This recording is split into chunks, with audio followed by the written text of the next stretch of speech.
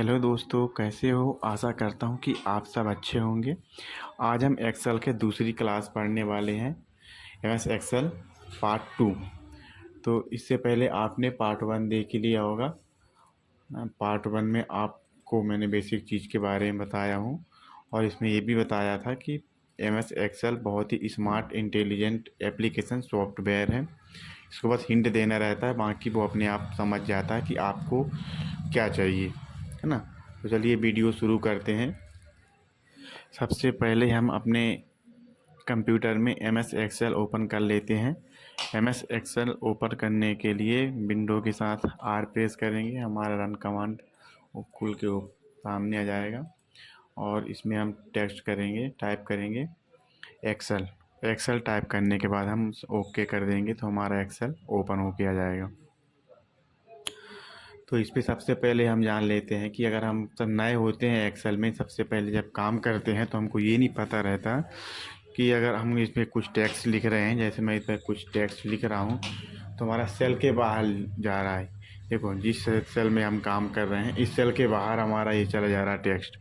तो इसको एडजस्ट करने के लिए हमारी जो कॉलम है, कॉलम और रो को कैसे बड़ा किया जाए। जैसे कॉलम इतना इतना हो गया, ठीक है। इसको अगर हमको इसकी साइज़ को अगर बड़ा करना तो कैसे बड़ा करेंगे। तो इसको बड़ा करने के लिए इस कॉलम को अगर बड़ा करना है तो यहाँ पे देखना, हमारा कर्सर कुछ ऐसा दिख रहा है।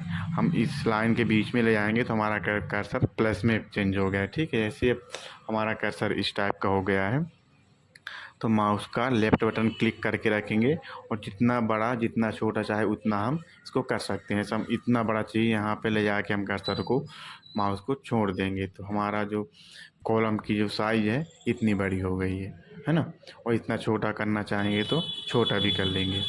और हम अगर हमको एक साथ में 3-4 कॉलम को बड़ा से या छोटा करना है तो हम क्या करेंगे, यहाँ बी में ले आके कर्सर और एक बी माउस का लेफ़्ट बटन क्लिक करके रखेंगे, जहाँ तक चाहें जे तक चाहते हैं जे तक इतने सारे कॉलम एक साथ छोटा या बड़ा करना है। तो कहीं भी हम पकड़कर यहाँ पे ले जाएंगे कर्सर बीच में और माउस का लेफ़्ट बटन क्लिक करके रखेंगे। इतना बड़ा चाहे, देखो जहाँ पे जिस कॉलम पे हमने माउस को रखा है, कर्सर को रखा है, उस जितना कॉलम ये दिख रहा है छोटा है बड़ा, इतना ही कॉलम सभी छोटे या बड़े हो जाएंगे। जितने जैसे हमको इतना छोटा करना है सभी कॉलम को, तो यहाँ पे ले जाके हम छोड़ देंगे तो सभी कॉलम इतने छोटे हो गए। और अब बड़ा करना है तो यहाँ पे कर्सर ले आएंगे, माउस का लेफ्ट बटन क्लिक करके रखेंगे और इतना बड़ा कर देंगे तो सारे कॉलम इतने बड़े हो जाएंगे, है ना। फिर हम इसको क्या कर लेते हैं, छोटा कर लेते हैं उसके साइज के अनुसार, ये ठीक है। अगर यही काम हमको अगर रो में करना है तो सब रो में जाके हम ऐसा ड्रैग कर लेंगे जहाँ तक हमको जितने रो को हमको छोटा या बड़ा करना होगा और प्लस ये ले जाके यहाँ पे माउस को और माउस का लेफ्ट बटन क्लिक करके रखेंगे। इतना बड़ा करना है तो सभी रो इतनी बड़ी हो जाएंगी, और इसे छोटा करना है तो फिर वापस यहाँ पे ले आके माउस का लेफ्ट बटन क्लिक करके रखेंगे और इतना छोटा कर लेंगे तो सभी रो इतनी छोटी हो जाएंगी, है ना।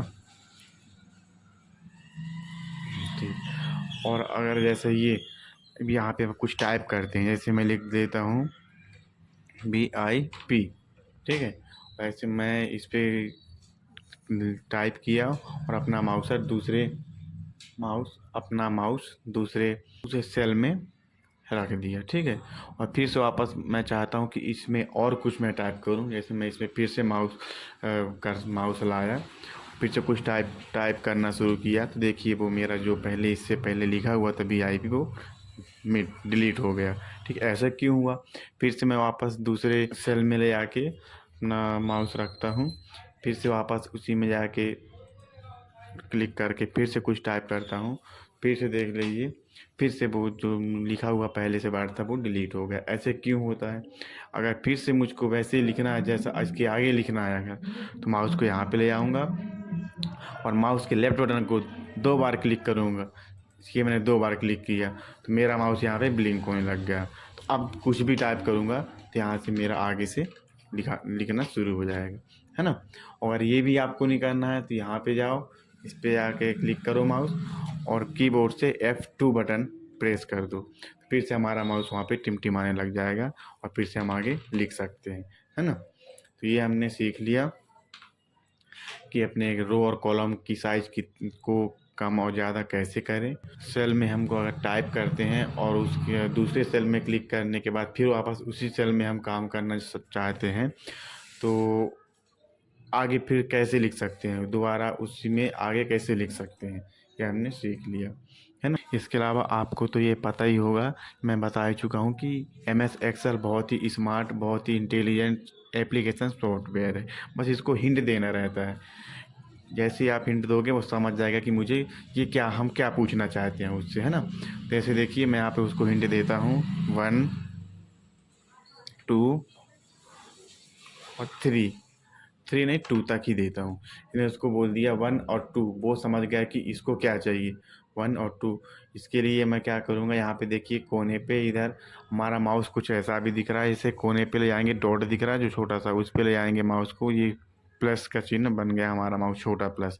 इसको माउस का लेफ्ट बटन क्लिक करके रखेंगे और नीचे ड्रैग कर देंगे, जहाँ तक ले जाएंगे। ऐसे मैं 10 तक ले जा रहा हूँ, ठीक है। तो हम वो वापस समझ गया कि इसको क्या चाहिए, तो 1 2 3 4 5 6 7 8 9 10 समझ गया कि इसको 1 से सीरीज गिनती चाहिए, ठीक है।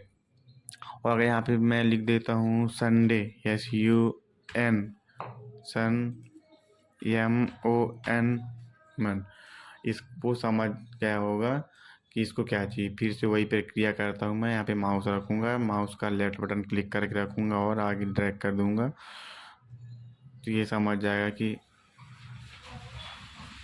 क्या चाहिए। देखो Sunday Monday Tuesday Wednesday Thursday Friday Saturday पूरा इसने वो लिख दिया, ठीक है।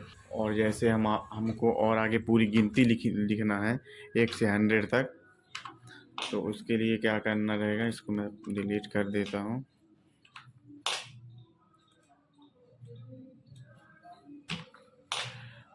डिलीट कर लेता हूँ।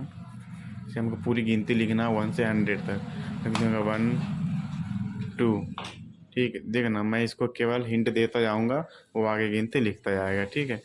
1 2 को मैं पकड़ के नीचे ड्रैग कर दूँगा, 10 तक लिख ले रहा हूँ, ठीक है।